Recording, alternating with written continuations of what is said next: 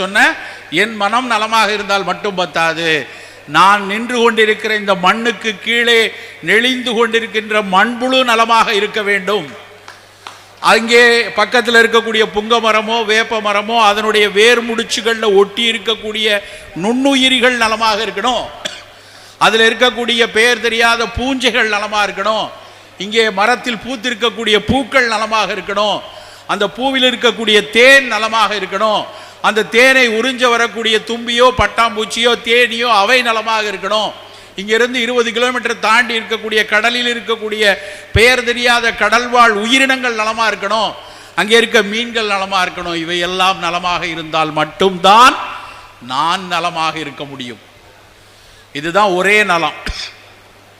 அத்தனை உயிரிகளும் நலமாக இருக்க வேண்டிய பொறுப்பு நமக்கு இருக்கு. அதை விட்டுட்டு நான் மட்டுமே நலமாக இருக்கணும்,